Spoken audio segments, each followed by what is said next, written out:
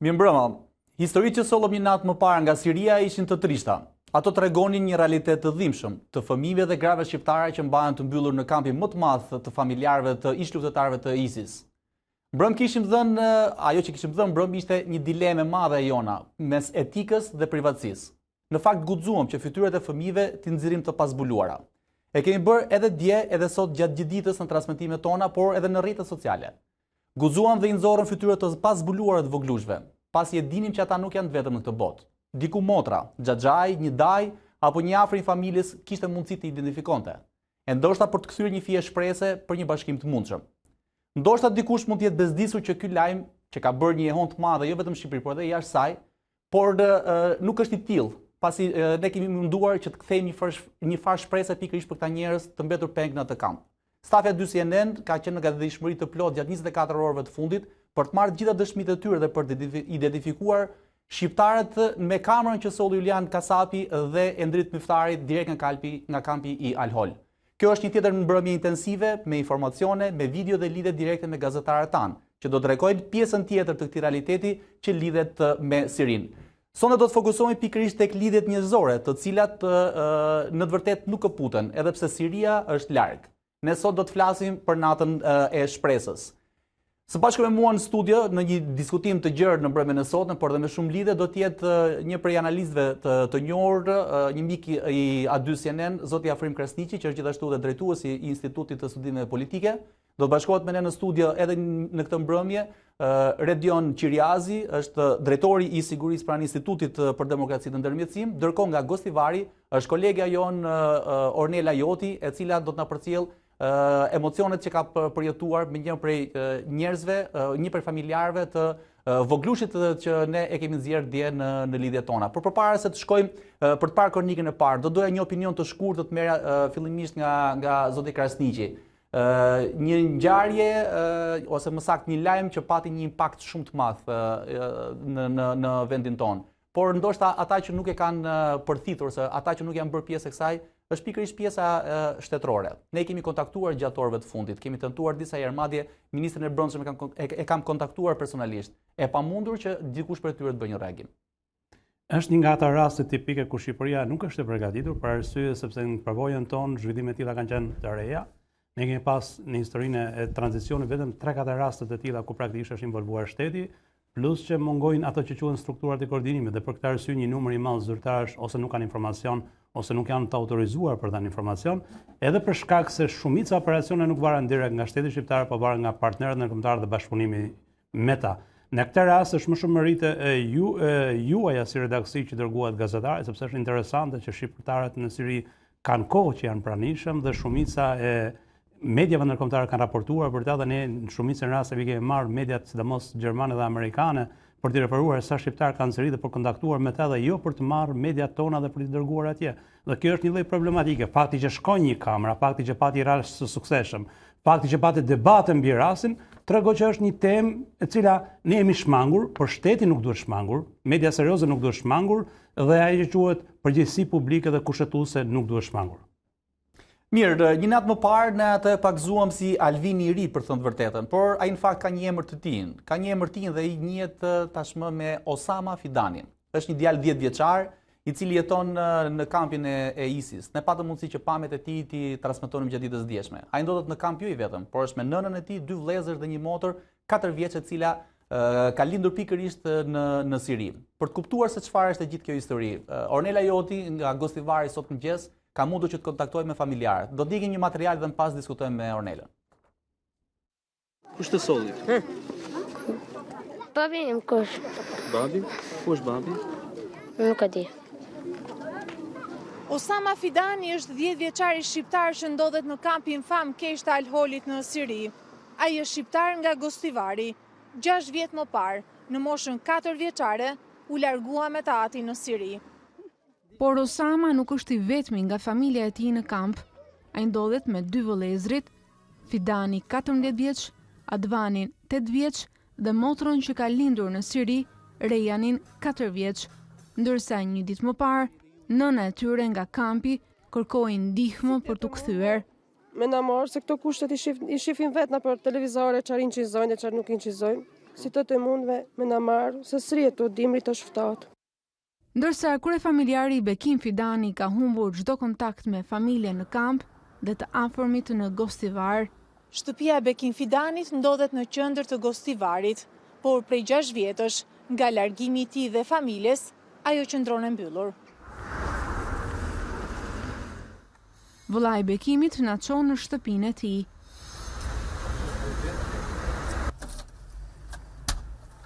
Nuk ka më zëra fëmijësh, por trishtim e boshllëk të madh. Kjo është shtëpia? Kjo është shtëpia. Intervista e Osamës nga kampi i ka tronditur jo pak. E njohët? E njohëm, po. Kishë ndryshuar? Po, kishë ndryshuar, ishte rrit. Normal, kur ikën prej këto ishin shumë të vegjël. Po, ishte rrit, ishte boj i madh. E patet vështirë për ta dalluar, sepse siç e tha dhe ju, ishte 3 vjeç kur iku dhe tashmë është një fëmijë 10 vjeçar. E patët vështirë apo menjëherë e njohët nga komunikimi, tiparet? Nga tiparet, domethënë kanë ndryshuar, ndërsi arritur kanë ndryshuar shumë pak. Mendoj çështu si e mbaj mend, veç që është rrit. Habib, si u ndjet kur pat niprit dhe veçanërisht Osamën, i cili fliste përmes adysjenen nga kampi alhoolit? Nga një anë, unë ndjem shumë mirë, faktikisht se gazetarët tuaj kishin marrë guximin që ty në atë kamp, që të kontaktojnë ndë shqiptarët, po fati dul që ndodhi familja janë, nipnit e mi aty, në atë kamp, dhe nga ana tjetër, si pam incizimet sënd, u prekëm në aspekt kushteve sënd, si jetojnë ata që. Kjo është dhoma e Osamës dhe 2 vëllezërve të tij në shtëpinë e tyre në Gostivar.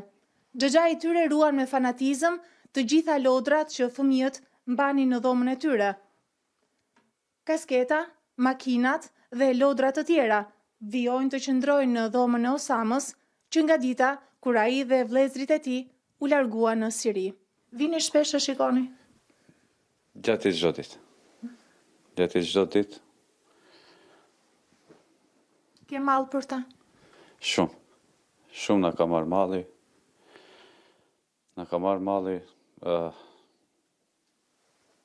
Nuk përshkruhet. Nuk kam fjalë për ta përshkruajtur mallin e nipnive. Ndërkohë keni edhe një mbes, e cila ka lindur në Siri. Po, ajo quhet Rejhana, është 4 vjeç, ajo ka lindur atje. Me pres me pa durime dhe atë të takoj. Xhaxhai dhe vëllai i Bekimit lutet për kthimin e fëmijëve pranë shtëpisë. Nga shteti kërkojmë që na kthejnë fëmijët në vendin e vet. Lus qeverinë e Maqedonisë, po ashtu edhe Shqipërisë e Kosovës që bëjnë që t'i kthejnë fëmijët në shtëpitë e tyre, në vendin e tyre. Që të vazhdojnë jetën normal si fëmijët e mi, që shkojnë në shkollë. Por një mesazh e ka edhe për të vllain që mendohet se mbahet në burg nga kurdët. Habib, nëse vllai juaj Bekimi ju dëgjon, çfarë do t'i thoshit? Të isha thënë që të kthehet se ka dikush që e pret. Qatë e kisha thënë. Ktheu vlla se ka kush të pret.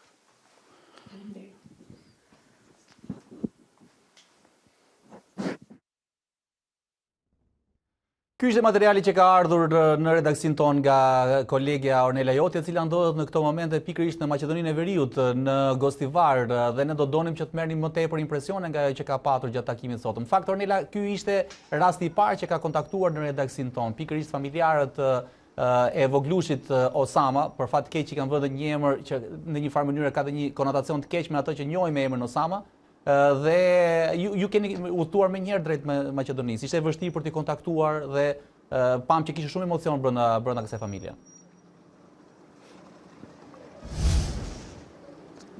Mirëmbrëma e lert nga Gostivari, këtu ku gjetëm identitetin e vogëlushit 10 vjeçar i cili mbahet dhe qëndron në kampin famkeq të Al-Holit, por dua të them që sot këtu në Gostivar gjetëm shumë shqiptar, të cilët kishin ndjekur dëshmit dhe videon e transmetuar dhe të marrë nga kolegu Julian Kasapi në kampin e Al-Holit.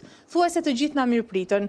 Një pjesë e tyre na drejtua në shtëpinë e bekimit, por edhe drejt vllajt të tij. Ka qenë sa e thjesht për të shkuar aty, por aq edhe e vështirë për të komunikuar me ta, ndoshta edhe për të marrë emocionet apo dëshmitë e tyre. Mund them e lehtë që ajo që ndoqëm ishte vetëm një pjesë e emocioneve, pasi pas tyre fshiheshin, le të themi, ankth, dhimbje dhe mungesë shprese, jo vetëm për fëmijët, por edhe vllajin e Habibit, vllajt të bekimit, i cili ndodhet në Siri dhe ka më shumë se një vit, që të paktën familjarët momentalisht dinë që bekimi qëndron në një nga burgjet në Siri dhe mbahet nga kurdët.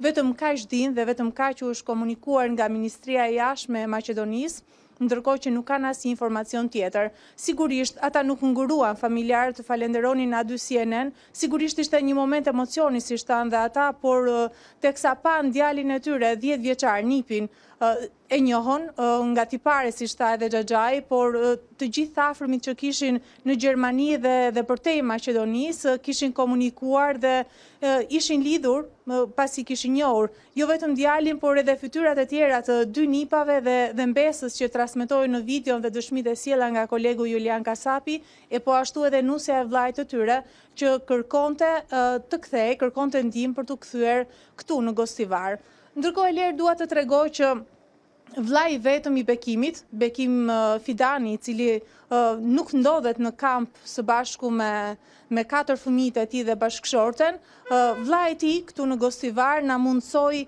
këtë foto të fëmijëve që, siç e ndoqëm edhe në kronikën e transmetuar pak më parë, kjo ka qenë është një foto që fëmijët e kanë dërguar nga kampi për të afërmit e tyre. Nuk janë të shpeshta, thon ata, komunikimet me nipat dhe mbesën e tyre. Dua të theksoj që ky është Osama, vogëlushi 10 vjeçar, mi i madhi është Fidani, ndërkohë ky është Advini dhe vajza 4 vjeçare, e cila ka lindur në Siri, është Rejani. Dua të theksoj që sipas familjarëve kanë vetëm 7 muaj që janë vendosur në kampin e Al-Holit në Siri, siç tha vllai Xhaxhai i tyre, ndërkohë që më parë jetonin në Siri, jashtë kampit.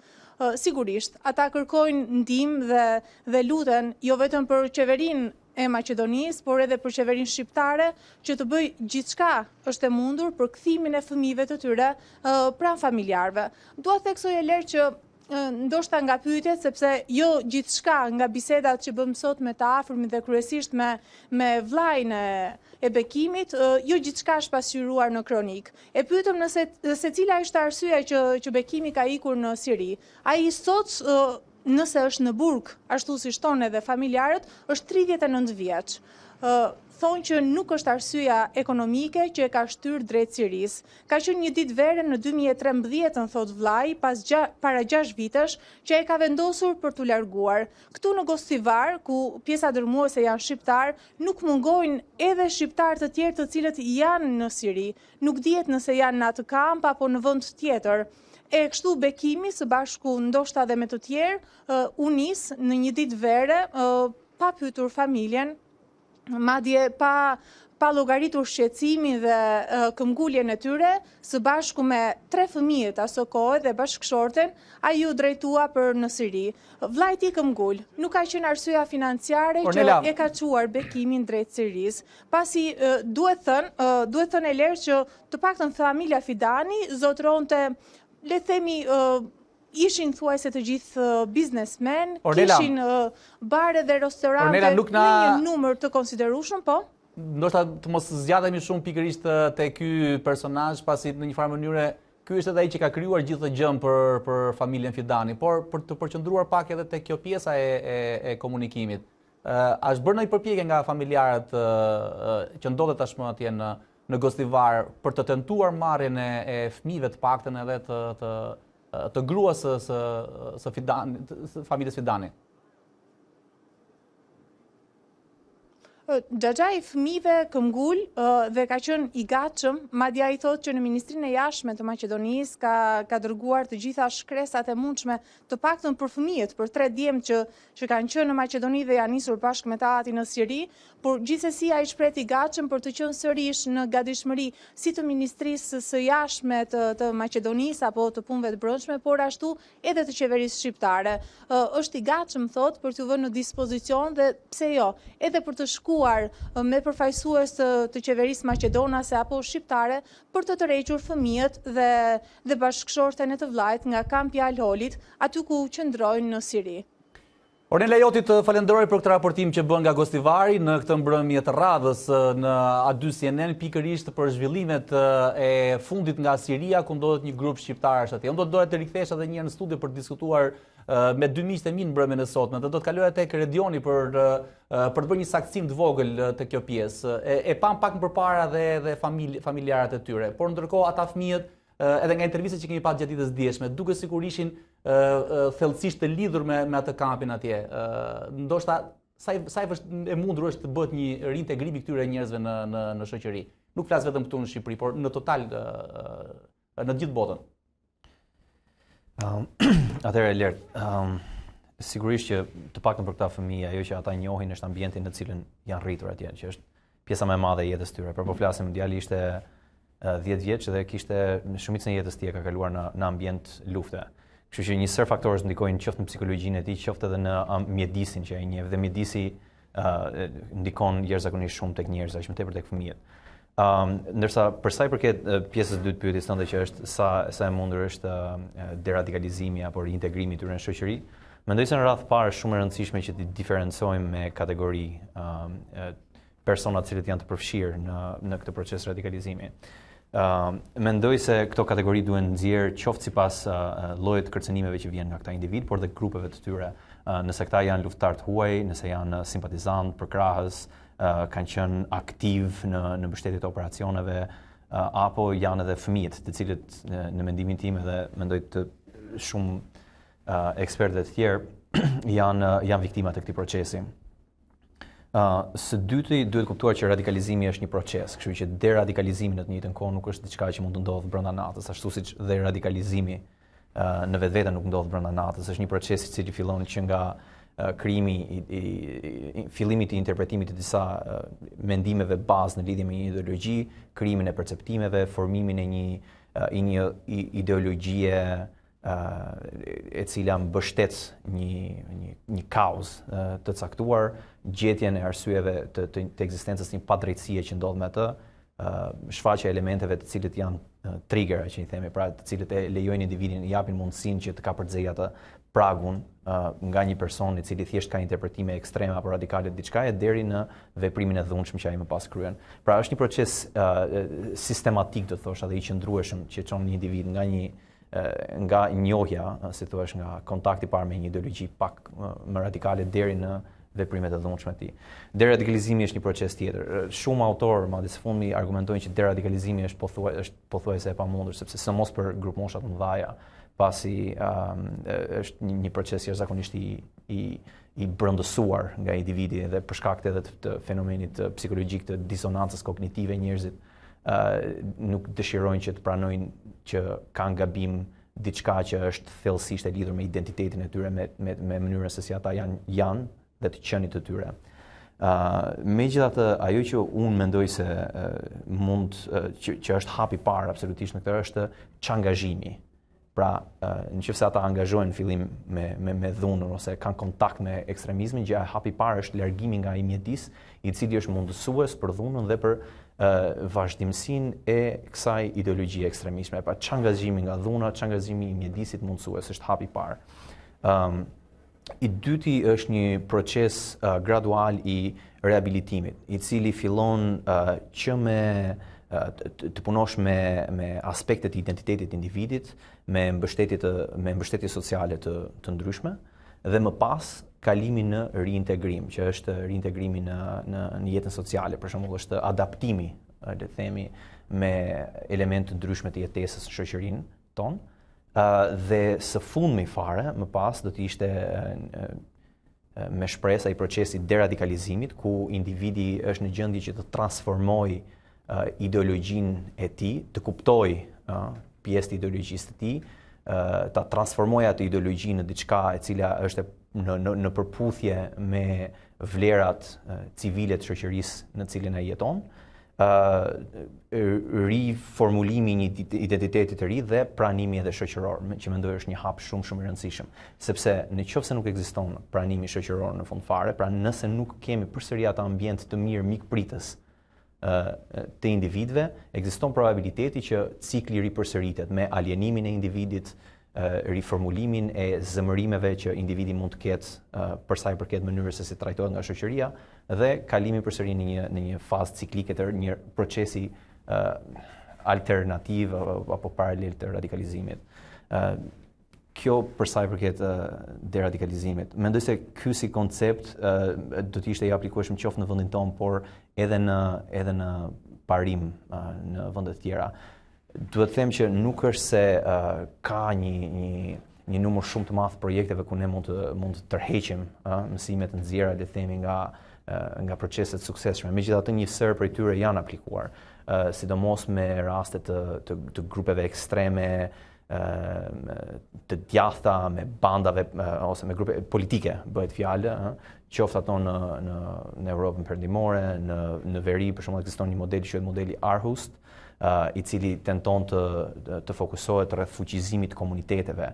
Pra, është një përqasje shumë aktoriale në ndërtimin e një komuniteti të qëndrueshëm i cili krijon këtë ambient, këtë mjedis mikpritësh ku individi mund të deradikalizohet dhe të ripërshtatet me shoqërinë. Për sa i përket kuptohet fenomeni të duket që ka një proces vërtet shumë i gjatë, për të thënë vërtetën, dhe kjo në një farë mënyrë duket sikur i krijon edhe një le të themi një frikë shteteve, dhe këtu në kam fjalë vetëm për Shqipërinë, por edhe shtete akoma më të mëdha. Ne do të diskutojmë deri në fundin e këtij programi edhe iniciativat që po tentohen të nisen nga Franca, Holanda, Gjermania apo edhe Britania e Madhe. Por do të kaloja pak në një detaj dhe do të ndihmoj zoti Krasniqi në këtë momente. Ne pam familjen Fidani nga Gostivari, por do të shikojmë edhe 2 dhe 3 familje tjera që kemi mundur t'i marrim këtu në Shqipëri. Nuk janë problemet ekonomike ndoshta që i kanë shtyr ato atje, pasi familjet e tyre ndoshta janë në gjendje tashmë. Duket sikur është një ideologji e ngjizur keqazi nga këta njerëz, brenda këtyre njerëzve.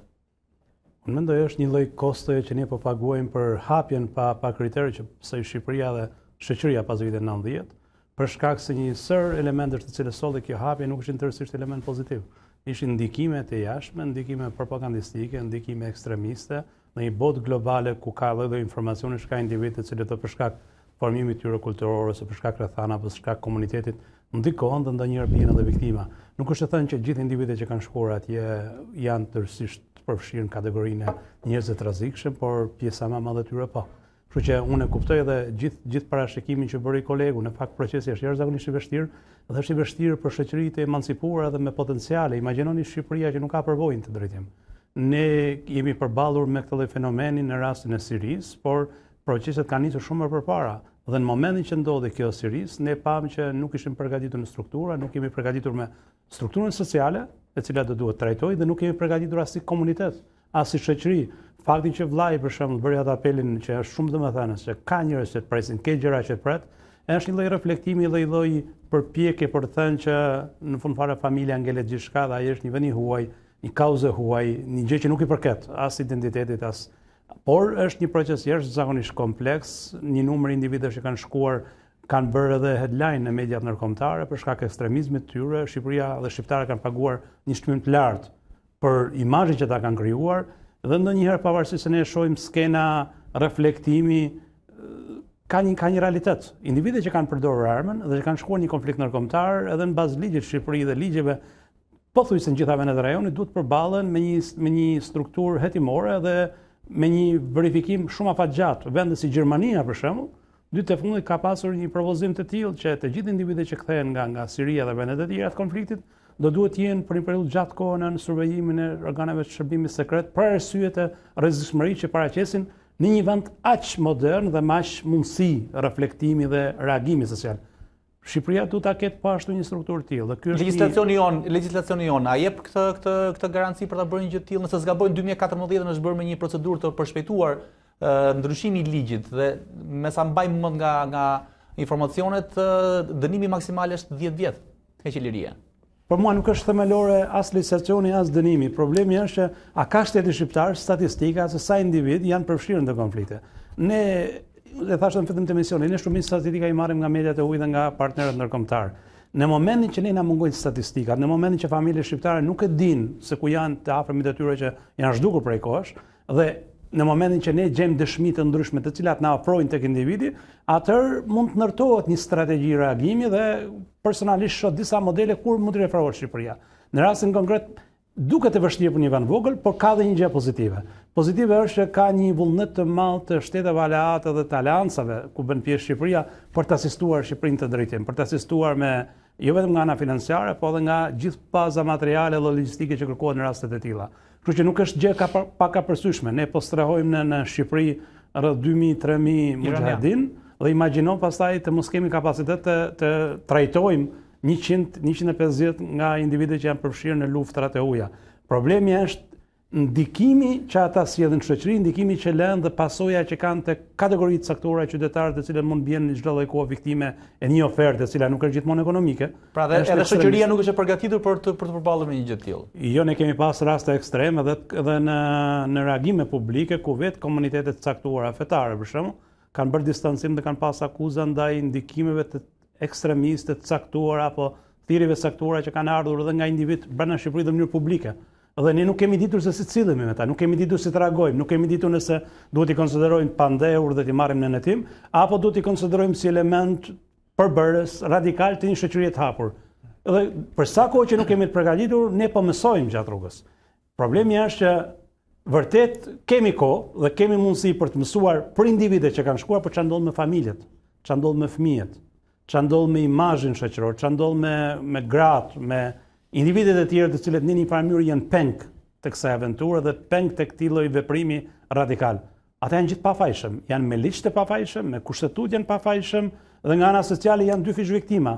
Dhe pranimi i tyre, integrimi i tyre, reflektimi dhe gadishmëria për t'i trajtuar nga ana sociale psikologjike, mendoj që kërkon shumë një lloj strategjie shumë më afatgjatë dhe shumë më të studiuar, më të paramenduar se ajo që ne kemi. Ne në Shqipëri nuk kemi një reagim publik, unë po ju marr një shembull krahasimor. Nëse mbani mend, u mbledh Këshilli i Sigurimit Kombëtar për një drejtor të rrugëve që na u zhduk ca kohë dhe pastaj u dorëzua vend polici. Dhe nuk është mbledhur ndonjëherë Këshilli i Sigurimit Kombëtar për të trajtuar problematika shumë më themelore. Kush janë? Elementet që ne kemi në strategjinë e sigurisë kombëtare dhe kërcënimit që na vijnë nga terrorizmi në funksion të saj. Edhe në rastin konkret, nuk është çështja për të bërë headline media dhe për të thënë u mbledhën dhe diskutuan ca gjëra.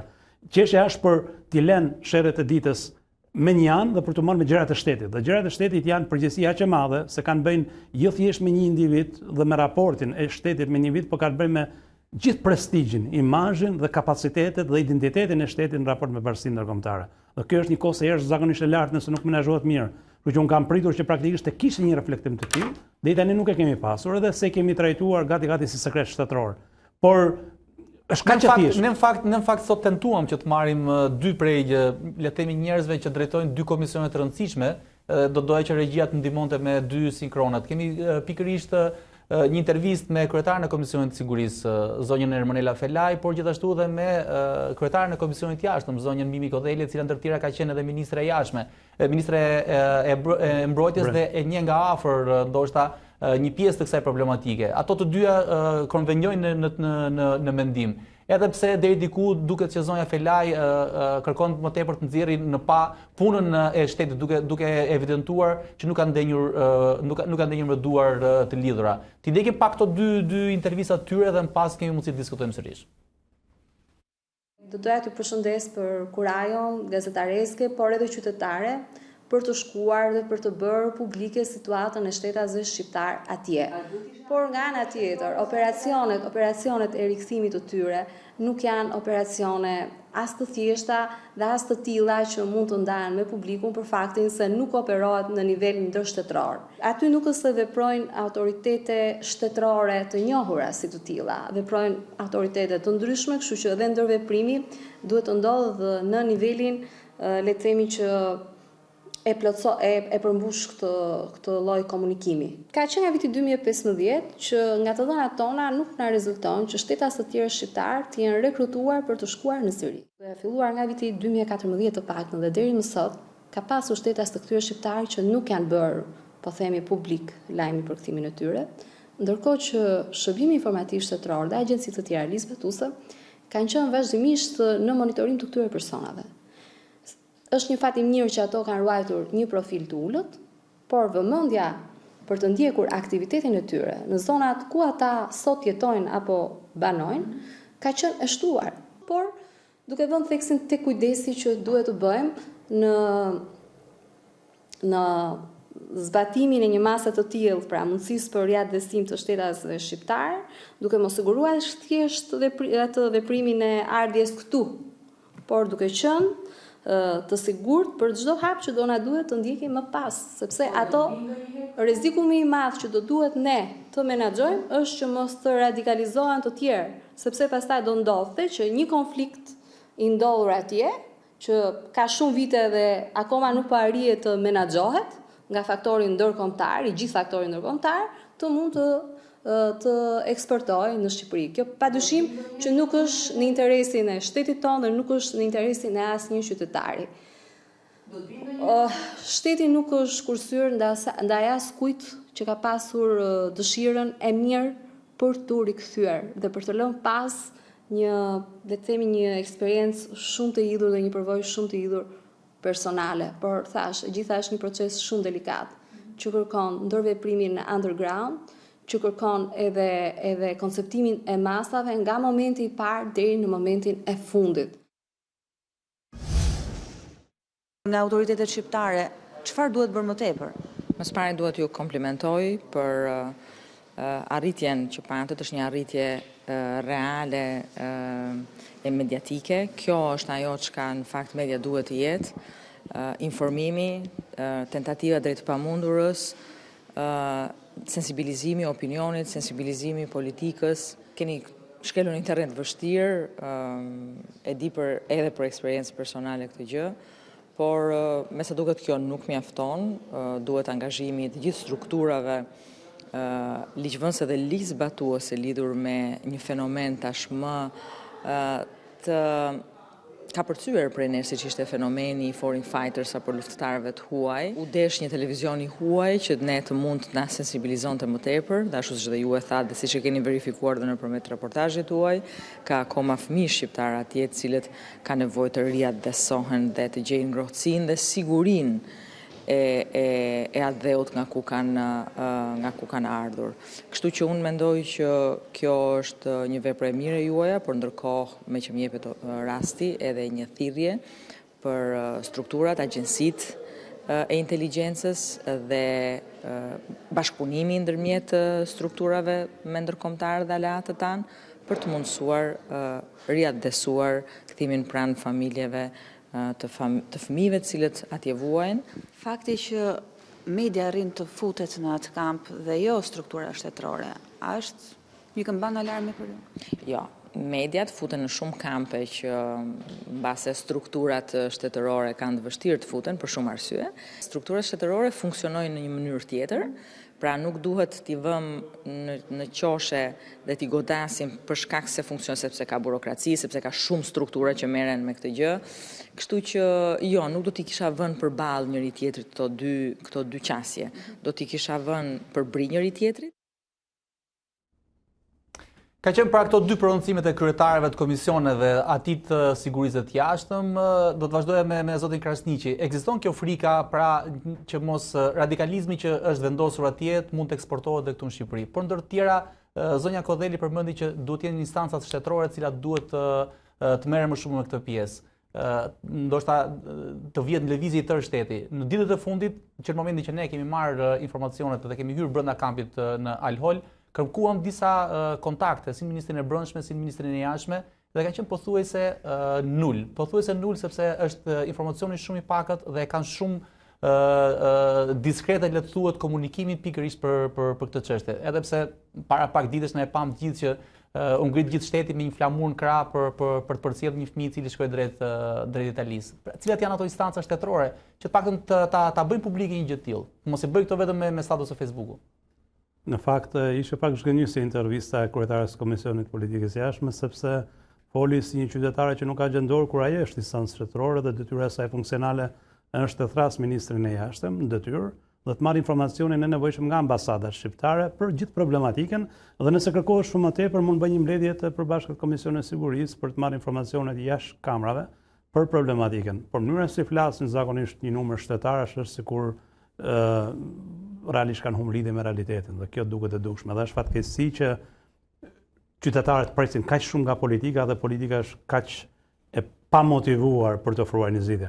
E pash ndryshe deklaratën e zonjës Fela, e cila është në komision, e cila pavarësisht gjuhës që përdori, në thelb tha diçka që është e vërtetë. Kjo është çështje shërbime sekrete dhe kjo është çështje kontakti me partnerët ndërkombëtar. Ndjen intime dhe nga praktikat e mëparshme, e di që aktorët kryesorë janë dy. Janë ambasadat tona në botë, të cilët përdorin gjitha dhe në rastin konkret, dhe nuk është ambasada në Turqi e vetëm, janë një numër ambasadash, të cilët hynë me gjitha aktorët e mundshëm dhe partnerët e mundshëm që ka Shqipëria në atë zonë. Dhe e dyta, dhe që puna e tyre është e padukshme deri në momentin që do hapen arkivat. Dhe e dyta është shërbimi sekret, e cila po themi është lajm i mirë që nuk ka dhënë detaje, për arsye sepse në raste të tilla mund të rrezikohet shumë. Dhe detyra e tyre kryesore është ta ndjekin dhe ndjenin time ka një strukturë e cila prej kohësh merret në mënyrë detajuar me partnerët kryesorë ndërkombëtar në lidhje me gjithë listën e individëve të mundshëm të cilët janë përfshirë në Siri. Ajo me cilën nuk ndaj njëjtin opinion me zonjën Fela është se sipas saj nuk ka më të dhëna që individ janë përfshirë. Shikoni, ne nuk kemi në vetaj në Shqipërisë, ne nuk dim sa qytetarë zyrtar kanë në Shqipëri, ne kemi probleme. Në fakt, do të lejoj të vazhdosh pak më vonë. Unë kam një informacion që vjen nga shërbimi informatik shtetëror, i cili thotë ka një zbardhje deri të statistikave deri në vitin 2018, ku thuhet një nga ato statistika është pikërisht raportimi i numrit të vrarëve. Ka arritur në 21% numri total i atyre që kanë shkuar atje dhe kanë humbur jetën. Përfshihen ata që kanë qenë në luftime, por sigurisht edhe ata që janë vrarë në zona ku mund thuhet në çadra apo në banesat e tyre. Dhe thuhet që rreth 1/3 e tyre janë kthyer. Këto janë informacione që kanë ardhur nga shërbimi informativ shtetëror, të cilat i kanë publikuar edhe në faqen e tyre. Po ne kemi edhe një problematik me qytetarët që shkojnë atje, sepse një pjesë e tyre kanë shtësi dhe vendeve të tjera. Ne patëm rastin e Maqedonisë këtu, pavarësisht se është shqiptare shtetas e Republikës Maqedonisë Veriut, kemi rastin nga Kosova, kemi pas edhe nga Bosnia, kemi pas edhe individë që kanë shkuar edhe nga Venefqinja. Në rastin e Italisë kemi pas individë deportuar nga qeveria italiane drejtim Shqipërisë. Kështu që janë një numër statistikash që shkojnë nga bota shqiptare dhe detyra e shtetit shqiptar sipas kushtetutës së Shqipërisë është të mbulojë të gjithë individët që kanë pasaportën ose kanë komsinë shqiptare dhe kjo është një lloj përgjegjësi shumë e madhe se sa kapaciteti i institucioneve të cilat siç duket mbulojnë të lloj fushë. Por e përsëris, dy kanale funksionojnë. Është kanali i Ministrisë së Jashtme dhe kanali i shërbimit sekret, sidomos i shërbimit sekret. Kështu që nëse ka vërtet një mekanizëm i cili mund të deportojë për të ndihmuar familjet që të kthehen, me siguri që dy kanale janë ndoshta në njëra të mjaftueshme, kurse këto skenaret politik, këto show politik gjithmonë kanë qenë. Pastaj jemi realist. Qeveria majt, qeveri djathtë, kryeministri majt, kryeministri djathtë. Çdo kryeministër kur ndodhin incidente të tilla, kur ndodhin lajme të tilla, është interesuar të ketë sukses sepse fiton kredenciale publike. Ne pam presidentin Trump i cili dekoroi qenin i cili mori pjesë në operacion. Do thotë janë show politik, janë momente politike që përdoren. Nuk është normale të përdoren kur nuk ka luftë, kur nuk ka sukses direkt dhe kur bilanci është shumë më dramatik se sa ajo që duket në kamera, dhe sidomos kur bëhet fjalë për një fëmijë, por në fund fare është një lloj problemi që ne kemi me kontrollin e vetvetes dhe kontrollin e pushtetit. Në fakt ju zoti Krasniqi keni një uri shumë të mira edhe për vendet fqinj. Ndoshta do të veçoja pak Gjermaninë, me që keni edhe kontakte më të shpeshta me ta. Në komunikimin që kemi patur gjatë ditës djeshme me njërin prej oficerëve madhor të kampit të Al-Holit, janë rreth 400 forca ushtarake që drejton ruajnë atë kamp. Njëri prej oficerëve ka bërë një shpjegim për ne gjatë ditës djeshme, ku ka treguar me detaje që përgjithsisht po luftohet, po kërkohet shumë që kampi i të huajve, që janë rreth 12.000 për tyre, të mund të fillojë të zbrazet dhe vendet ndryshme nga Evropa apo nga gjithë bota ku ndodhen të bëhen pjesë për të tërhequr trupat e tyre. Dhe e gjitha kjo marrëdhënie bëhej nëpërmjet kanalit të Ministrisë Jashtme. Ne u interesuam nëse kishte një informacion që Ministria e Jashtme e Shqipërisë të kishte tentuar të merrte ose të kërkonte informacion për shtetin shqiptar, një gjë e tillë nuk ekzistonte. Po është normale. Ne kemi pas disa vendime dhe në kuadrat NATO-s ku qeveria shqiptare nuk ka pas informacion. Dhe kjo lidhet me besueshmërinë si partner brenda aleancës. Operacione të tilla bën nivele të larta dhe vende si Shqipëria janë thjesht zbatuese ose përfituese të momentit të operacione ndërkombëtare. Kështu që kjo lidhet me një lloj sistemi të brisht ku ndodhet shteti shqiptar, diplomacia dhe gjithë struktura jonë. Në rastin e Gjermanisë ka dhe një problem tjetër. Ne kemi pas paktën 3 raste të shtetave shqiptar në Gjermani që kanë qenë përfshirë në Siri dhe që janë trajtuar si shtetat gjerman për sa kohë që kanë pasaportë gjermane. Kështu që problemi është shumë më kompleks. Por e përsëris, shteti gjerman i ka strukturat e gatshme, ka informacionin, ka partner në rajon, është një shtet me një superfuqi prezence ekonomike, ushtarake në Turqi dhe në Siri dhe në vendet e rajonit, dhe ka më shumë kapacitete dhe mundësi për të pasur informacion më detajuar dhe mundësi reagimi. Shqipëria nuk i ka këto, i ka kurzuara dhe ne jemi në varësi nga lajmet ose aksionet ose nismat ose operacionet që nisin vendet e tjera. Ne kemi pas në historinë e tranzicionit patë një rast ku shteti ka ndërhyrë dhe ka pas sukses, por kemi pas edhe një rast tjetër për cilën media nuk është folur, rrallë është folur, ku individ nga Shqipëria u përfshin dhe dëmtuan operacionin. Dhe rastet e tilla tregojnë që nuk kemi arritur ende të krijojmë një strukturë të reagimit. Kështu që të jemi modest, pavarësisht se ne dëshirojmë të kemi gjithë Shqipëri, sidomos fëmijët e gratë, se individet e jetë duhet përballen me ligjin kudo që ata të dorëzohen ose të kapen, e gjithë kapaciteti ynë për të reaguar në raste të tilla është ndoshta në fazën primare, është gati teorik se sa praktik. Mirë, ne sollëm pak më përpara një histori të një 10 vjeçari i cili kishte lindur në Gostivar, por kemi një histori e cila ndodhet shumë afër nesh, është pikërisht në Tiranë. Do të kërkoja një komunikim në këtë moment me gazetarin Armand Bajrami, i cili ka ndjekur një rast specifik gjatë ditës së sotme. Edhe kjo ka marrë spuntën, nëse s'gaboj Armand, pikërisht nga filmimet e djeshme të realizuara nga operatori Endrit Myftari dhe gazetari Julian Kasapi. Ju keni qenë sot në Mëzez, mund të tregosh më saktë si arritet në kontaktet tuaja me këtë familje dhe cila është historia që i lidh ato me kampin e Al-Holit?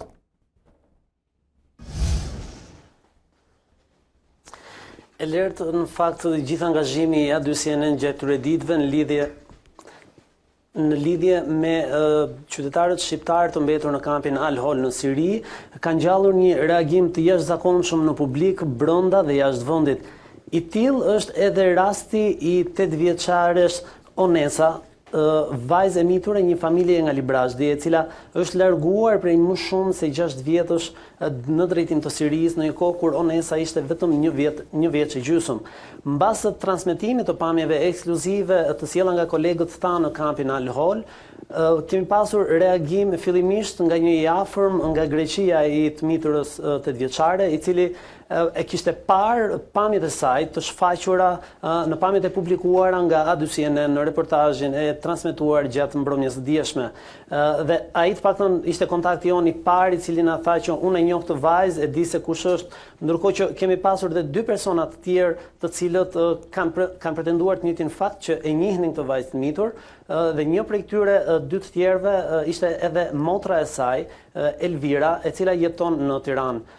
Në fakt që në telefonatën e mëngjesit që patëm me Elvirën, konstatuam zërin e saj të dobësuar dhe patëm pritshmëri për një intervistë dhe për një bisedë me shumë emocion brenda, dhe në fakt ishte e tillë, Elvira ishte në një gjendje të rënduar emocionale. Ajo ka në shtetin sirian ka 6 anëtar të familjes saj. Pra, gjithë familja e saj është në Siri, nga cilët edhe një motër, cilën ajo nuk e ka parë asnjëherë, pasi është një motër 4 vjeçare e cila ka lindur në Siri. Ajo ka vetëm një dëshirë në fakt e lartë, të kthehen gjithë familjarët e saj të kthehen në Shqipëri. Në bisedën që patëm, na pohoi që deri në këtë moment nuk ka patur asnjë interes nga institucionet shtetërore, por ajo në kufijt e një përgjërimi edhe me lot në sy kërkon vetëm që familjarët e saj të kthehen në Shqipëri dhe ajo së paku të takohet dhe të ketë pranë dy motrat e saj të vogla. Por për atë që ka folëm më gjatë me Elvirën, ju ftoj të ndjekim materialin vijim. Shqiptar, ka marrë nga Shqipëria. E kam pa të video me 100 herë. Ai i thërriste dhe u bën me sa pashke video 3 orë dhe kur i ka qenë nuk kishte gëzim më të madh për ne familjarët. Elvirës i dhem shpirti. Mbrëmjen e së martës, nga shtëpia e saj në Tiranë, ajo shquajti motrën në reportazhin e A2CNN brenda kampit Al-Hol në Siri. Elvira, kush është vajza që sapo na tregove? Është motra ime. Si ka shkuar ajo në Siri? Me familjen. Sa vetë janë nga familja jote në Siri? 6. Kur kanë shkuar? Në vitin 2015, më thënë bëjnë 6 vjetë tani. Do shta nuk jam e saktë, më thënë për nga që kam përjetuar shumë strese. I ka ftuar dikush atje, ka qenë dëshira atyre të largohen, janë mashtruar?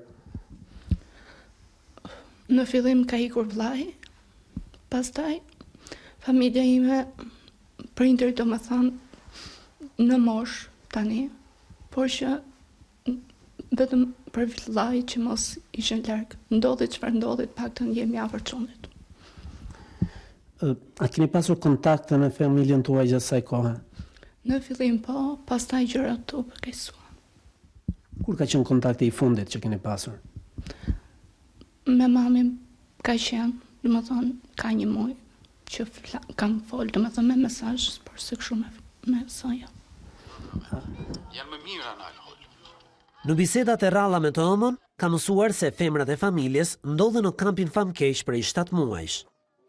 Çfarë moshe kanë vëllezërit dhe motrat e tua që ndodhen në Siri? Vajza, domethënë Unesa, është 8 vjeç. Që pash në video, ndërsa më ka lindur edhe një motër atje, që është 4 vjeç. Bën, domethënë në shkurt. Vllai është 19 vjeç, që ka ikur 11 vjeç, domethënë. Ju a jeni kontaktuar nga strukturat shtetërore për kthimin e tyre pas, a keni kërkuar ju në strukturat shtetërore ndihmë? Nuk, domethënë kam kërkuar normalisht, biles edhe kryeministri që ka bërë një në internet, mos ka bëj platformë, por se nuk ose kam pas ndonjë përgjigje, domethënë. Kam bërë kërkesë lutje, po që nuk ose më kanë kthy diçka, domethënë. Ruan me fanatizëm dokumentet e tyre të identifikimit. A do njëri ti kërkoj këto dokumenta? Jo, asnjë. S'është interesuar njëri fare. E djegur nga malli dhe shqetësimi për familjen, lutja e Elvirës drejt shtetit është vetëm një. Ti kthejnë sa më shpejt. Paktën motrat, unë duhet gjithë familjen, por se motrat e mia du shoh shoqet që janë në shkollë. I lutem shtetit. Ta bëj sa më shpejt, që shpejtoj procedurat. I them kryeministit, i lutem, kur gjithë po largohen ata duan të vinë, i lutem shtetit që të bëj diçka për familjen time. Dhe unë kam parë ke videoja që keni transmetuar, duket e qeshur edhe gëzuar ashtu siç ka qenë. Të paktën i lutem vetëm ta shpejtoj procedurat. Të ndodhi çfarë të ndodhi, domethënë ata edhe për pjesën tjetër të burrave, i lutem shtetit. Ata në qoftë se kanë bërë diçka, domethënë ti në burr këtu, po jo atje, sepse ata kanë dalë, aty në atë kam kanë dalë me dëshirë dhe dëshira tyra të vinë në Shqipëri. Derisa të ketë pranë njerëzit e dashur, Elvira, sot nënë e 3 fëmijëve, mund t'i gëzohet vetëm fotografive. Këtu janë në kamp, Më kanë çuar foto. Kjo është ajo që... Kjo është ajo videos. Kjo është me vogël. Këtu është vllai në momentin domethënë që kanë ikur. Kjo është espa. Thirrjes së saj i bashkohet edhe bashkëshorti, Rifati, aktualisht imami i xhamisë së Mzezit, një prej ish-vatrave të nxehta të ekstremistëve para vitit 2015, por tashmë xhami nën jurisdiksionin e komunitetit musliman shqiptar. Të bëjt mundur riktimin e këtyre njerëzve sa më shpejt, si të janë njerëzit më viktimë të gjithë asaj që ndodhi që ndodhi. Besoj se ato ka ardhur koha që të kthehen, të vinë në vendin e tyre. Pra ishte ky materiali përgatitur nga reporteri Armand Barami gjatë ditës së sotme, pikërisht në zonën e Mzezit, dhe kanë qenë pamje të cilat ne i transmetuam gjatë ditës djeshme, të cilat kanë sjellë reagimin më njerëzshëm të familjarëve. Po do rikthejmë edhe një herë tek biseda dhe do të kërkoja sërish një informacion të vogël dhe do ta ndaja si me Krasniqin ashtu edhe me Qiriazin në këto momente. Po të shikojmë gjithë intervistat që ne kemi transmetuar gjatë ditës djeshme, por edhe këto ditës sotme, duket qartë që kontaktet mes Shqipërisë dhe Sirisë ose kampit të Al-Holit janë frekuente. Ata kanë shkëmbejnë fotografi, shkëmbejnë mesazhe, shkëmbejnë informacione me njëri tjetrin, komunikojnë në mënyrë telefonike. Ndoshta mund të ishte ky një kanal i mirë që edhe shteti të identifikonte, të krijonte në një farë mënyrë edhe një database të njerëzve që ka atje, sa janë aktualisht. Se më duket sikur është po bëhet shumë diskrete, por në fakt janë gjithë këto fakte të cilat të çojnë të krijojnë mundësi që ti të shikosh që ka gjë të realizueshme. Unë mund të them diçka, por praktikisht duhet të kemi respekt edhe për shikuesin, sepse kjo është një temë shumë e nxehtë. Dhe për shkak se na shohin edhe familjarët, na shohin edhe njerëzit të cilët njerëzit e tyre kanë dhimbjen e tyre, është e vështirë të flasim për gjithë ato informacione të cilat mund t'i marrë individi nga shteti ose i kanë njohur nga profesioni. Unë di një rast në një nga shteteve tona partnere ku kemi pasur këto ditë një debat dhe aty kishte një strukturë që merrej me verifikimin e gjithë individëve dhe me verifikimin jo thjesht të inventarit tyre, por të CV-s tyre, të qëndrimit atje, të problematika që është krijuar, sidomos të individëve që jo grave dhe fëmijëve të cilët janë viktimë në gjitha rastet, por të individëve që kanë shkuar atje, dhe ky është një proces i cili nuk varet nga Shqipëria, edhe që kërkon shumë kohë dhe kërkon shumë verifikime. Procesi ndoshta është më lehtë në fazën aktuale ku kemi një kamp gjithë njerëzit janë të regjistruar, gjithë njerëzit janë garantuar.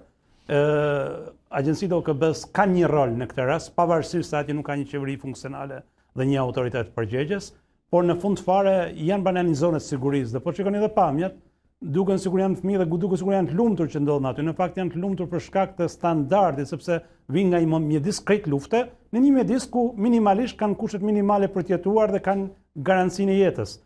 Ata pretendojnë për fazën tjetër, që është faza më normale që të kthehen vendin e tyre. Në fakt që ditës djeshme zoti Krasniqi ne patëm një intervistë ku një prej zonjave atje insistonte dhe thoshte që kushtet janë shumë të mira, i kemi të gjitha.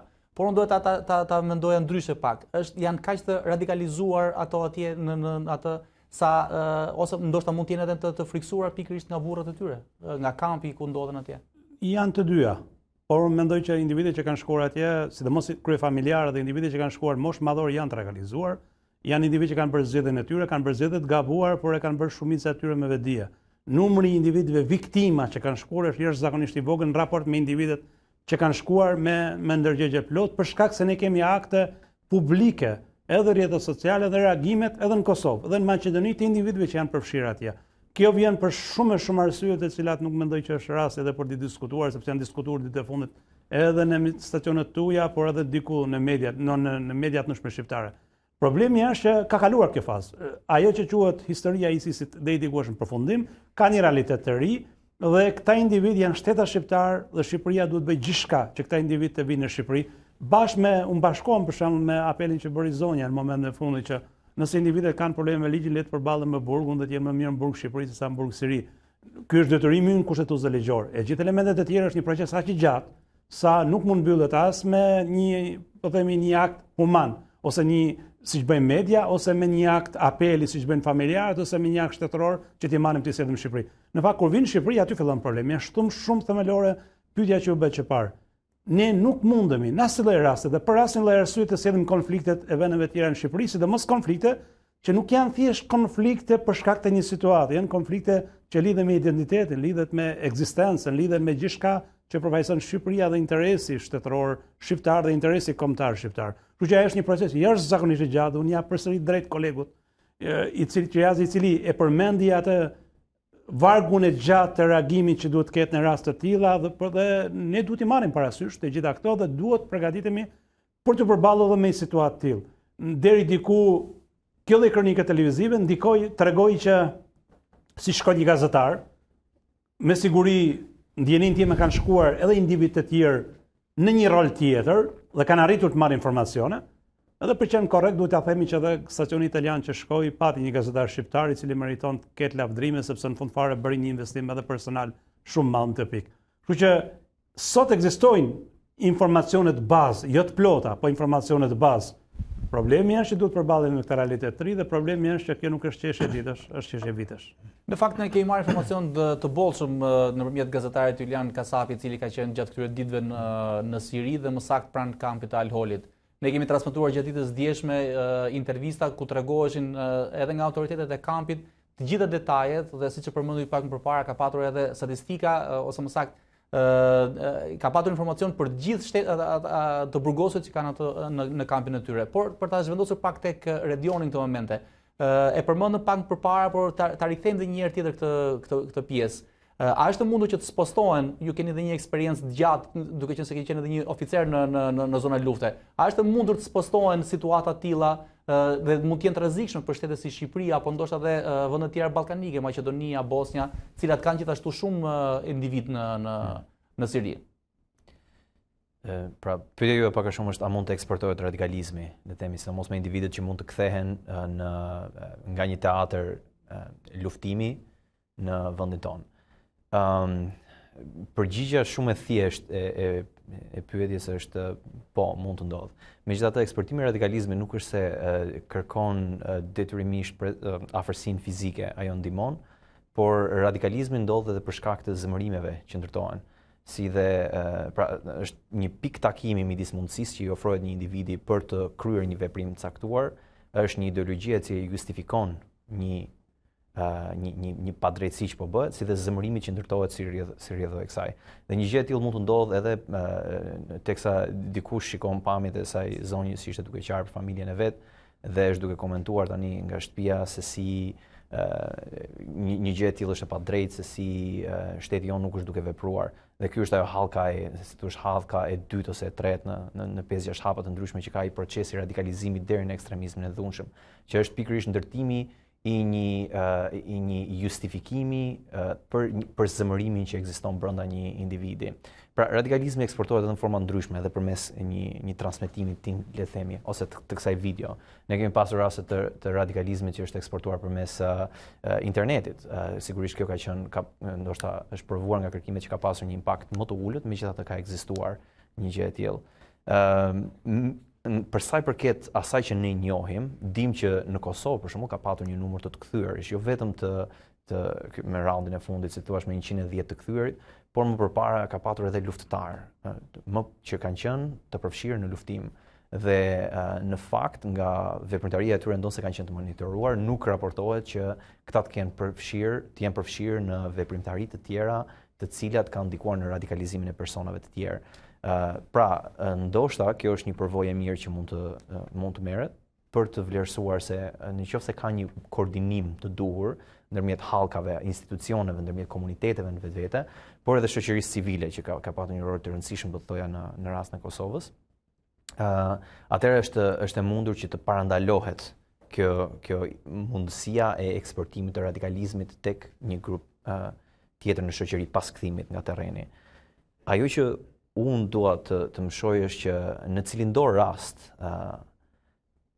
gjëja më e rëndësishme është veprimi proaktiv i aktorëve komunitar. Për shembull, ju jeni një aktor të cilët keni identifikuar një problem që shqetëson shoqërinë tonë dhe e keni transmetuar atë, e keni ndjekur dhe si rrjedhoje kësaj ka pasur reagime. Ajo zonja që doli në televizor pak më parë, apo ai imami nuk ishte shfaqur më përpara. E njëjta gjë me personat që ju kontaktuan juve nga Gostivari. Si rrjedhoje kësaj pati një reagim social. Kjo është e rëndësishme, kjo tregon se do të prezetëm për një fjali të lutem. ka qenë aq i madh reaksioni sa ju nuk mund të imagjinoni dot se sa mesazhe kanë ardhur në redaksionin tonë. Së fundmit, në orët e fundit, nëpërmjet rrjeteve sociale, pikërisht një komunikim në Instagram ka ardhur një komunikim nga e pamundur që ta verifikojmë 100%, po ka ardhur një komunikim nga Dagestani.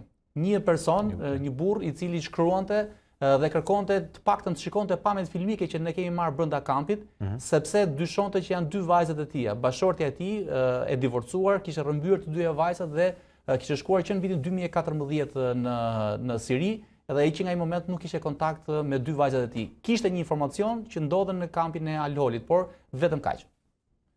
Pikërisht pra. Pra, një veprimi juaj ka qenë si një ortek në këtë rast që ka nxitur, si thua, veprimin e qytetarëve.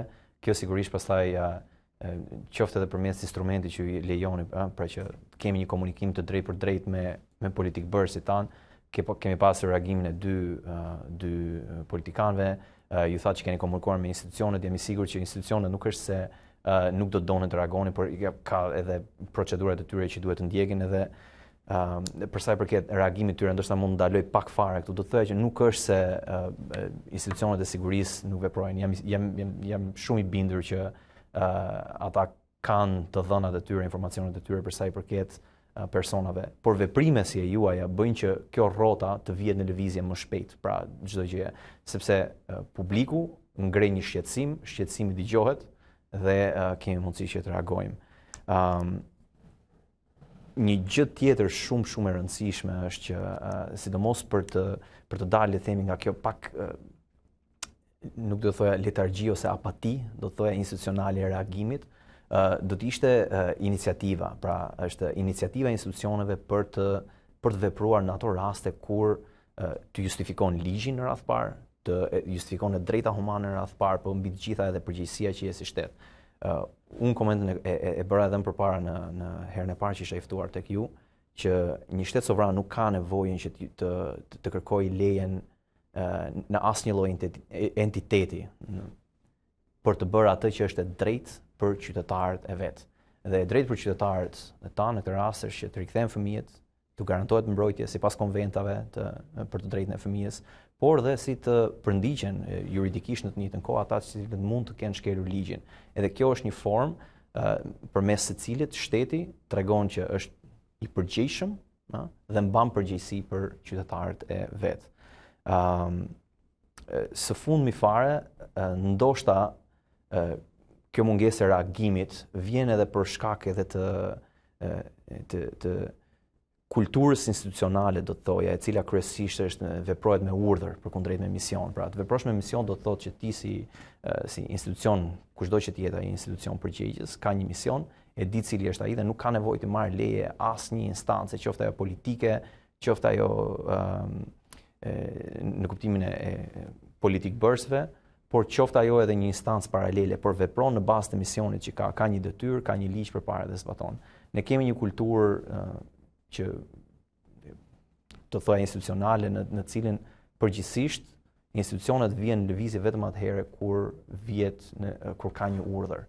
Dhe dalja nga kjo lloj kulture do të bënte që të kishte një leadership më të qëndrueshëm, më të fortë dhe mbi të gjitha që të mundsonte qëllim për atë që bëhet.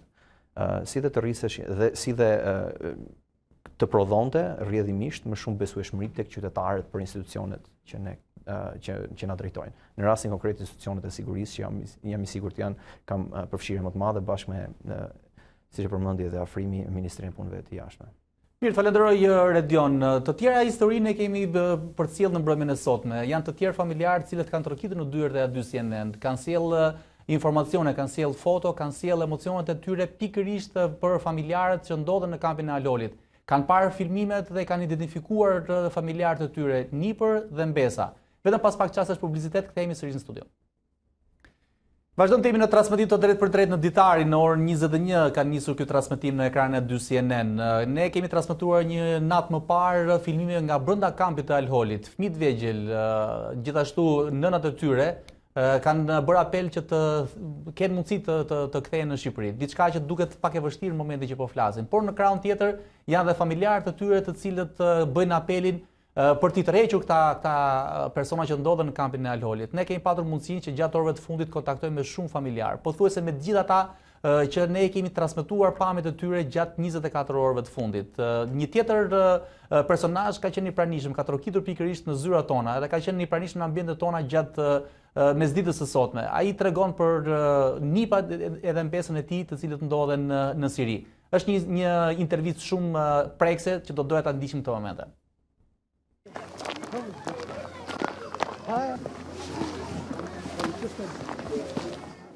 Ja, kjo këtu. Kjo është... Çfarë përjeton në momentin që shef mes?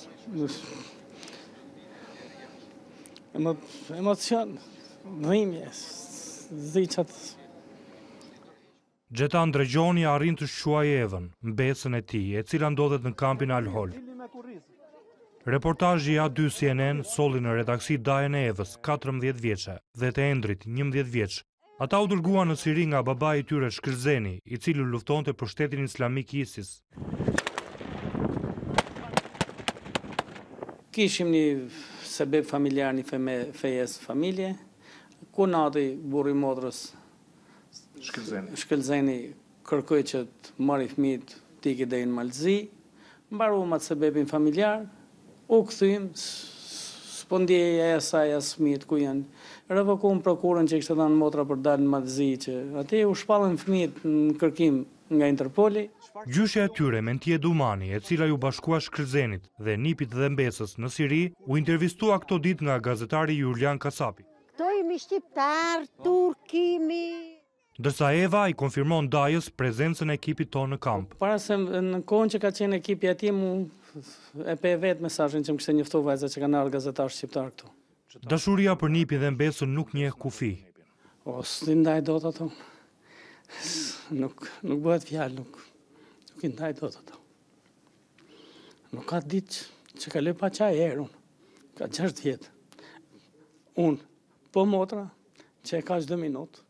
Në çdo frymëmarrje të saj është e brengosur, e lënduar nga rrëmbimi i fëmijëve, mund të them. I rrëmbeu jati ndoshta.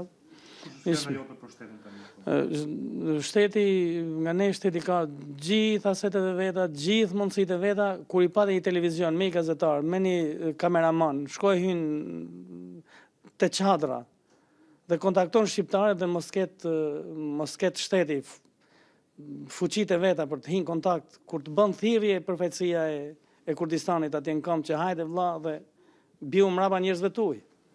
Që nëse qeveria me përfaqësi të Ministrisë Jashtme mund të vjet marrë deri 100 veta, ku shqiptarë nuk ishin më shumë se 100. Ai do të sakrifikonte gjithçka për ta. Ç'a do të jap. Edhe jetën time ç'a do të jap. Je i gatshëm të sakrifikosh? Unë do ikore. Unë nuk më kap java tjetër në Shqipëri. Mas arritjes së futjes televizionit tuaj në kamp, ku rrezikot ju? Pse mos rrezikoj unë Daja? Jam i vendosur dhe kam aplikuar për vizë. Kjo është gjëja që mu ma lehtëson lëvizjen, që mos bëj rrugë pa ditura duke pasi rrugë shruar nga ju, nga televizioni juaj. Gjetani nuk beson se nipi dhe mbesa janë radikalizuar. Kushtet i kemi të mira. Po, absolutisht që ndjehet në impresion. Ajo ka qenë në zonë kufitare dhe din se çfarë është dhuna shtetërore. Mund të thojë në kohën e Enver Hoxhës se jam keq dhe jam krejt i sigurt që ato i rehabilitoj si fëmijët e mi. Ato nuk po them që janë radikalizuar, se unë kam komunikuar me to dhe shoh gjuhën e tyre, se si flasin. Dhe nuk ka bë vend radikalizmi, atë ka bë terrori vend. Ai shton se Afrim Berisha arriti të kontaktonte me djalin e tij Alvinin nëpërmjet mbesës së tij Evës. Se ishte mbesa ajo që gjeti Alvinin. Që e informoi tjatin nëpërmjet meje që ai është gjallë, ato janë përpjekje. Në fund mesazhi për shtetin. Gatshëm, po rezultat s'kemi. Ne po kërkojmë rezultatin si të Alvinit. Ishte pikrisht dhe gazetari juaj që e përgëzoi nëpërmjet kësaj interviste për guximin. Që arriti të kontaktoj, po në kohën e largimit tha po i lënë shqiptarët në zonën më të rrezikshme. Duhen marrë ato fëmijë. Bile misioni i shtetit shqiptar është që të shkojë t'ju blej pafajësinë aty në fëmijëve. Pra, misioni i shtetit shqiptar është të blej pafajësinë, por në krahun tjetër ajo që shqetëson në këto momente është pikërisht që jo vetëm ky zotëri, por edhe disa prej të intervistuarve të tjerë nga reporterët e dy CNN kanë thënë që do të marrin rrezikun e tyre që të kërkojnë të tërheqin në mënyrë personale këta njerëz. Doja ta nisë fillimisht me Redionin, duke sigurisht një pak e rrezikshme kjo që po artikulohet në këto orë të fundit. A ka ndonjë mundësi që kjo të bëhet, sepse kam përshtypjen që edhe në mënyrat e kanalit të komunikimit janë të vështira. Ne si media, duke patur dhe përparësim pikërisht në komunikimet që bëhet me institucionet përkatëse, edhe pse ato janë institucionet pak të vështira për të komunikuar, na u desh një kohë gjatë, paktën 10 ditë që ne të siguronim 3 leje kalimi në 3 bordra të ndryshëm, në 3 zona kufitare të ndryshme që ju i dini shumë mirë. Atëherë, ndoshta kjo ka pak lidhje me atë pyetjen që bërëm pak më herët, pra a mund të eksportohet një reagim i njerëzve. Nuk është të thënë që të jemi shumë afër për të ndikuar nga ajo. Ne pamë rastin konkret të Xhaxhait se si tha që unë java tjetër nuk më gjen këtu. Dhe unë nuk e di se sa do të jetë e mundur në mënyra të ligjshme që ai të mund të afrohet te kampi, por në rastin e kundërt pyetja ime që më lind më një herë në mendje është nëse ky individ largohet në atë zonë e cila konsiderohet akoma për shumë si teatër luftarak, dhe nëse qëllimi i këtij është që të rikthej në mënyra, le të themi, jo të ligjshme, sepse të kalosh kufiri me 2 persona, me 2 fëmijë e tjerë, mund mos jetë, mund të interpretohet, le të themi, që nuk është totalisht e ligjshme. A do ta vendosë ky akt këtë person në risk për të shpallur, le të themi, një person tjetër i radikalizuar apo që është në mbështetje. Pra që mund të jetë një mbështetës i kësaj kauze. Dhe unë nuk do doja që ky të ishte rasti, sepse nga mënyra se si shoh reagimin e tij, nuk besoj që është një rast tillë. Por kjo është pikërisht, domethënë, ky reagim i atij zotërisë dhe ju thoni që ka pasur edhe shumë raste të tjera të ngjashme. Pothuajse të gjitha rastet që ne kemi kontaktuar gjatë ditës së sotme kanë qenë të tilla. Më bën që të bëj edhe unë personalisht një apel që është e rëndësishme që edhe institucionet e shtetit shqiptar të dalin me të dalin me një akt, me një reagim, të kenë një farë reagimi në lidhje me këtë situatë. Sepse ka vërtet shumë familje të cilat vuajnë të paktën për ato viktima që ndodhen atje, dhe këtu them fëmijët në veçanti, dhe që do të ishin të gatshëm të bënin gjithçka. Pra ata ne din në familjet tradicionalisht në Shqipëri ne jemi të lidhur me ta, xhallar, fisi, dhe e vërtet ajo që thot ai burri në zotëria në intervistë do të bënte gjithçka për ta. Kështu që edhe unë personalisht do të bëja një apel që të kishte një farë reagimi nga institucionet e shtetit. Mendoj se kjo do të ishte e mirë një për të qetësuar publikun, personat cilët janë të lidhur me këtë fenomen, por gjithashtu mendoj se do t'i bënte shumë mirë edhe vendit tonë në një këndvështrim strategjik të sigurisë. Dhe kjo është jashtëzakonisht e rëndësishme, sepse ne mund të kthejmë fletën, si thua, për këtë kapitull të personave tanë që ndodhen në terren. Mund ta heqim gjithmonë, për një herë për gjithmonë, Shqipërinë nga lista e atyre shteteve të cilët kanë luftëtarë të huaj në këtë zonë, në këtë teatër luftarak, dhe të fillojmë të fokusohemi në një kapitull tjetër, se si të bëjmë një rehabilitim dhe një reintegrim të tyre më të mirë në shoqërinë tonë, dhe të mos e kemi më kokën, të mbajmë kokën mbrapa, pra tek ajo që ka ndodhur, tek largimi i tyre atëhershëm. Dhe në terma afatgjat, mendoj se kjo do t'i shërbente Shqipërisë edhe për arsye sigurie, sepse nëse konfliktet të ngjashme do të ndodhin në vend, në kampin atë hol, ashtu siç vum në një pjesë e madhe të burgosurve, madje kishin edhe dalë në disa burgje aty. Nuk do donim që në të ardhmen të shikonim përsëri emra të shqiptarëve apo të atyre fëmijëve të cilët nesër mund të jenë ushtar fëmijë, që quhet termi, pra child soldiers në një terren luftarak. Dhe të shfaqeshin përsëri emrat e këtyre shqiptarëve dhe të vazhdonte kjo epopeja e shqiptarëve të cilët luftojnë për krah organizatave terroriste. Të bëhemi pjesë e zgjidhjes së problemit, dhe kjo është duke marrë iniciativën dhe duke reaguar tani. Afrim duket e rrezikshme në fakt kjo që po thuhet. Ne në fakt në atë misioni që kemi patur për të realizuar këtë reportazh, për të realizuar këtë realitet, unë nisëm nga dëshira e mirë dhe nga profesionalizmi për të sjellë diçka të rëndësishme në një kohë të caktuar për Shqipërinë.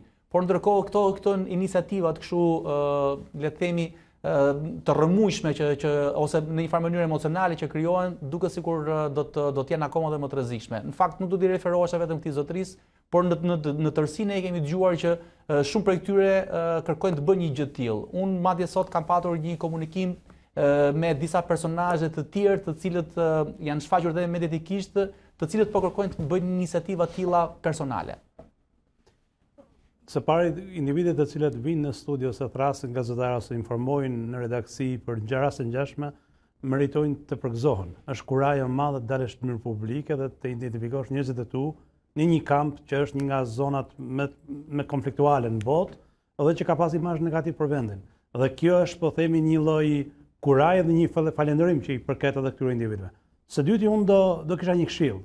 Secili prej këtyre individëve që ka një informacion duhet shkojë menjëherë në zyrat e institucioneve zyrtare, në zyrat e policisë dhe në zyrat e Ministrisë së Brendshme. Nëse individet disponojnë karta identiteti, certifikata, TDN, adresa, komunikim me forma të ndryshme, online apo forma tjera, duhet një orë më parë të depozitojnë. Ajo ideja e modelit Chuck Norris që do shkojmë për të shpëtuar, mendoj që nuk është zgjidhje e dur, askush nuk e këshillon, dhe nëse do ketë një operacion, dhe operacion siç u tha dhe me shprehjen e qytetarit që le ta blejmë, po themi, lirinë e tyre, ajo është shtetërore dhe shteti ka mekanizmat e vet për ta bërë. Ministria e Brendshme do duhet kishte reaguar, t'i adresonte shqiptarët që kushdo që ka informacion për një detyrë ose pretendim, le të ketë një numër telefoni, le të ketë një adresë ku ata të adresohen, në mënyrë që të mos kthehet edhe çështje e komunikimit përmes medias, po të kthehet në aty ku duhet. Minimumi ndoshta duke parë këto pamje dhe Ministria e Brendshme, por ndoshta edhe Ministria e Jashtme, mund të krijojë një statistikë të këtyre njerëzve, mund të krijojë edhe kontakte të këtyre njerëzve, minimumi. Ne kemi një shifër të paktën sa kemi marrë ne mundësitë në orët e fundit, ishin rreth 20 familje që ndodheshin në atje, në kampin e Alholit. Pra duket që ne i parafrohemi deri diku me shifra reale atë që ndodhet brenda kampit. Alert, kur ka një miting parti ose kur ka një ndeshje, policia thotë ju lutem qytetarëve njoftoj, kaloni këtë rrugë, mos kaloni në këtë rrugë. Në rast që bëhet fjalë për gjë shumë madhe, policia duhet bëjë gjithë gjë, duhet i thotë çdo qytetari shqiptar që ka një informacion, ka një tapërm, ka një të dhënë, duhet ketë një zyrë dhe ta adresojë tek ajo zyrë që të shkojë menjëherë dhe gjërat vinë kanalin komunikimit. Dhe pastaj mënyra se reagon shteti janë të ndryshme. Ne kemi parë para ca ditësh një zyrtar të Ministrisë së Brendshme i cili doli në media tha që është edhe çështje parash. Kjo është një shprehje papërgjeshme e zyrtarëve. Nuk thuhen zyrtar, nuk mund thonë deklarata të tilla, nuk është çështje tregtare. Është çështje shtetërore dhe shteti vepron me një numër të madh mekanizmash. Mund të përdor atë që quhet gjysmëhëna, mund të përdor kryqin e kuq, mund të përdor organizata ndërkombëtare, mund të përdor shtete partnere, mund të përdor organizata me cilët Shqipëria ka pasur raporte historike, mund të përdor linja diplomatike, mund të përdor konsuj dhe grupe biznesi. Janë të gjithë mekanizma që shteti mund t'i përdorë rast të tilla dhe varen rast pas rasti. Detyra e shtetit është bëjë inventarin, detyra e shtetit t'i marrë gjërat me përgjegjësi, detyra e shtetit t'i jap përgjigje një shqetësimi publik, se për këtë gjë paguhen për taksat tona, dhe detyra e shtetit edhe qetësoj shpirtrat në Shqipëri, të cilët mund të jenë shqetësuar, që individ të radikalizuar mund ta kthehen sot dhe mund përbëjnë nesër një kërcënim për vetë Shqipërinë. Kjo kërkon shumë më tepër se sa një strategji momenti, kërkon shumë më të madhe se kaq dhe prandaj po flisnim në fillim të emisionit që duhet të ketë një strategji, duhet të ketë një reagim, duhet të ketë një gjë shumë afatgjatë dhe kjo bëhet me partner dhe bëhet në mënyrë serioze.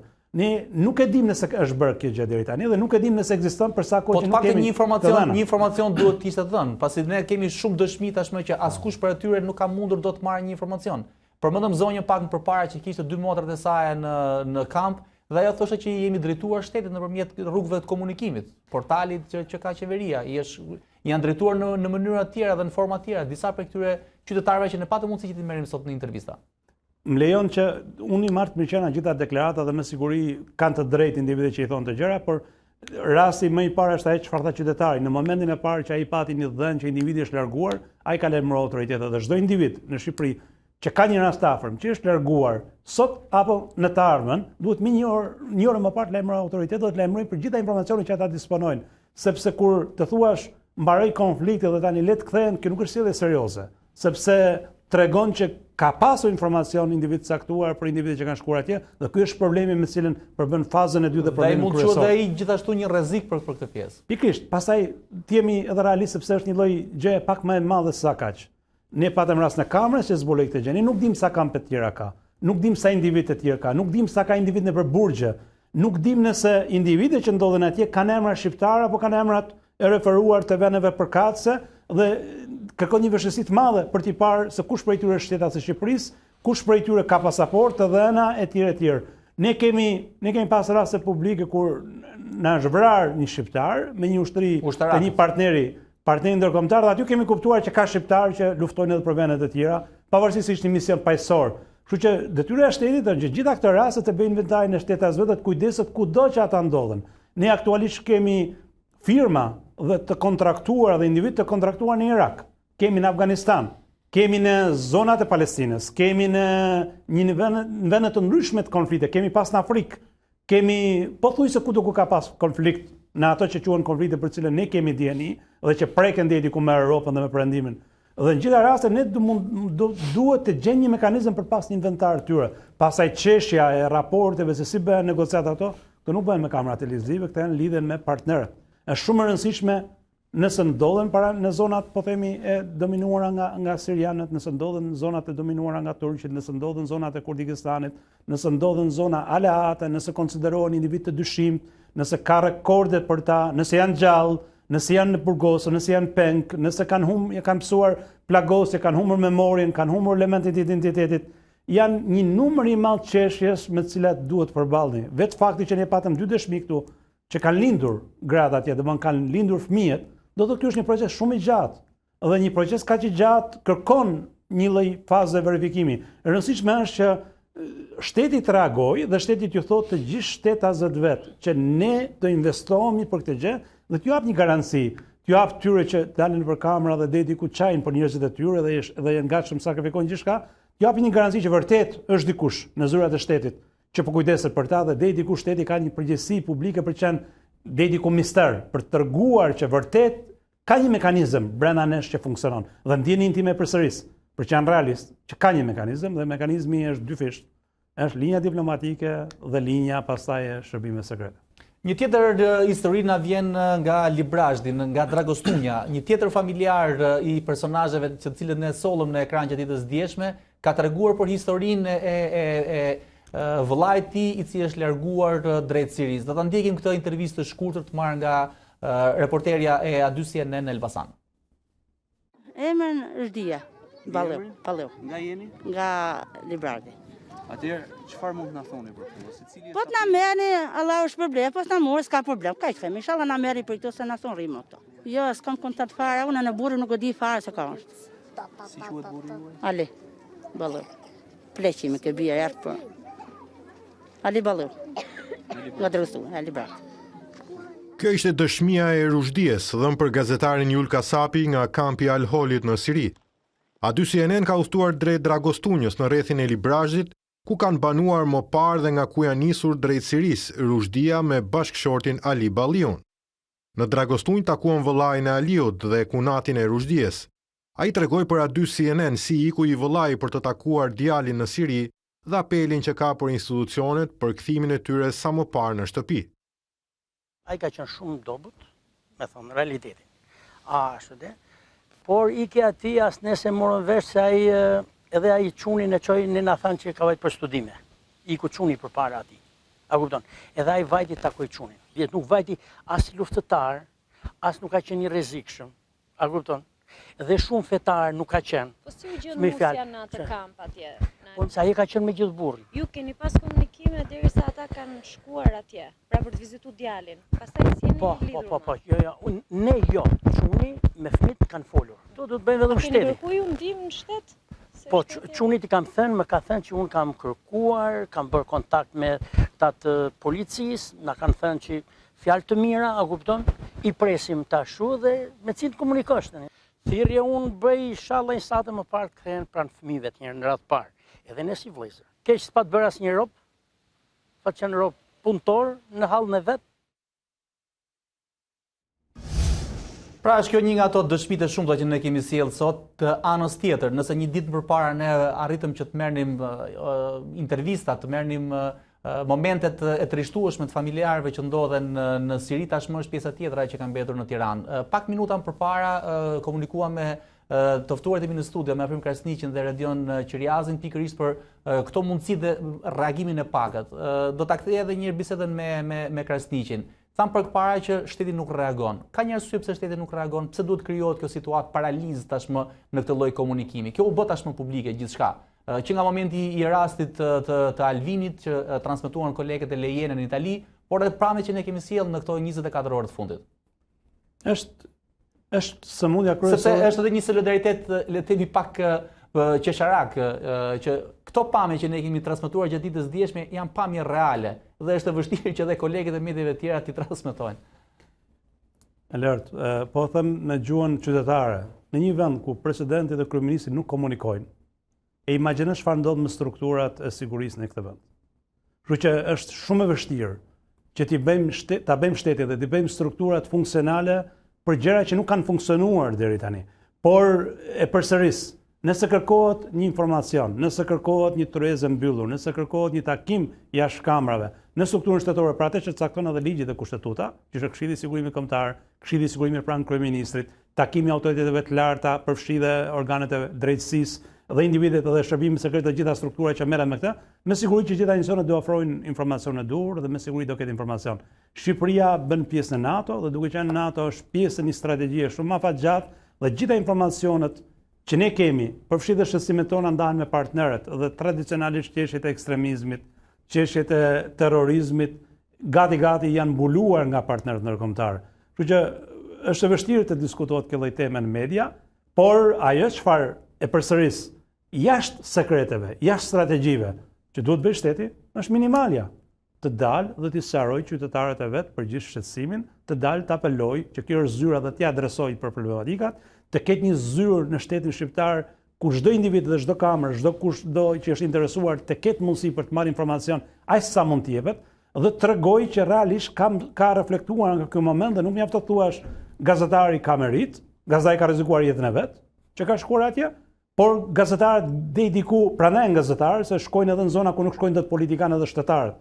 Në këtë rast do duhet të ketë një reflektim. Ky reflektim siç duket është jashtëzakonisht i vonuar dhe me siguri nëse vazhdon presioni i media siç edhe po ndodh dhe me stacionin këtu, me siguri do ketë një reagim, por do jetë një reagim gati mbrojtës. Dhe nëse është reagim mbrojtës nuk i bën mirë qeshjes. Do të jetë ne kërkojmë një reagim që ofron siguri, që ofron besim, që në fakt edhe misioni ynë nuk ishte për në një farë mënyrë për të vënë me shpatulla pas murit. Ka qenë një mision i cili kërkon të cilët të vërtetën. Ne pam vetëm një pjesë të vogël të asaj të vërtetë me Alvinin, por kjo është një vërtetë akoma dhe më e madhe se janë më shumë se 80 veta të pranishëm në atë kamp atje. Edhe janë gjithë shqiptarë të cilët enden në atë plurin e ftohtë atje në atë shkretir në Siri.